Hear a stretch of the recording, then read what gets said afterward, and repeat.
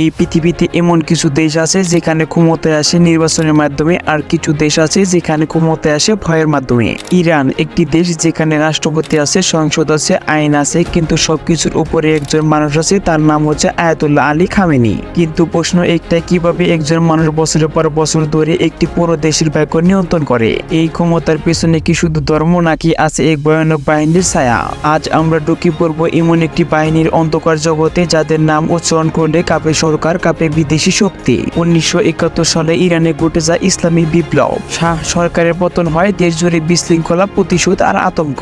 ঠিক সেই সময় জন্ম নেয় একটি নতুন বাহিনী যাদের কাজ একটা, ইসলামী বিপ্লবকে রক্ষা করা যে কোনো মূল্যে। এই বাহিনী দেশের সাধারণ সেনাবাহিনীর মতো নয়। তারা শপথ নেয় না শুধু পতাকার নামে, তারা শপথ নেয় বিপ্লব আর সর্বোচ্চ নেতার প্রতি অনুগত্যের নামে। এই বাহিনীর নাম ইসলামী লিবারেশনারি গার্ড কর্পস। ইরানে দুইটি সেনা শক্তি আছে, একটি নিয়মিত সেনাবাহিনী আর একটি বিপ্লবী সেনাবাহিনী। তবে নিয়মিত বাহিনী দেশের জন্য, কিন্তু এই বাহিনী একজন মানুষের জন্য।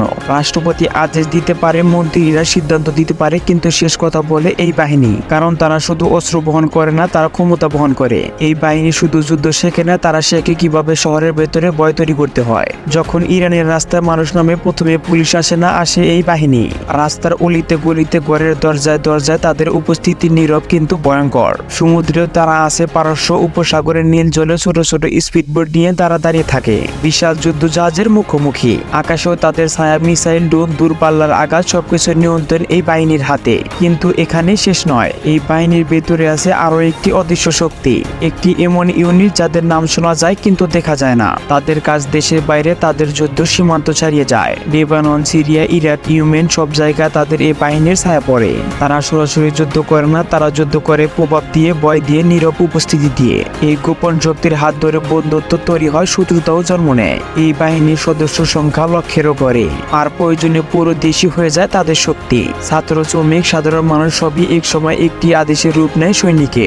সর্বোচ্চ নেতা জানান, ক্ষমতা শুধু ভাষণ দিয়ে ধরে রাখা যায় না, ক্ষমতা ধরে রাখতে লাগে একটি নিঃস্বার্থ অনুগত বাহিনী। এই বাহিনীর শীর্ষ নেতারা তার প্রতি শপথবদ্ধ।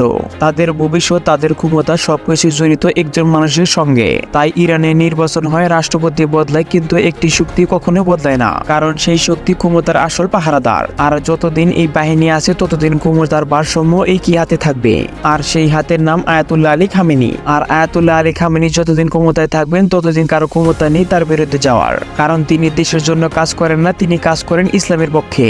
আর এই জন্যই যত বাধা আসুক না কেন, তিনি কখনোই পিছপা হবেন না। তো আয়াতুল্লাহ আলী খামেনিকে যারা পছন্দ করেন, তারা অবশ্যই ভিডিওতে লাইক করে চ্যানেলটাকে সাবস্ক্রাইব করে দিবেন। আর যারা তাকে পছন্দ করেন না, তারা অবশ্যই কমেন্ট করে জানাবেন। তো আজকে ভিডিওটা এ পর্যন্ত। সবাই ভালো থাকবেন, টেক কেয়ার, আল্লাহ হাফেজ।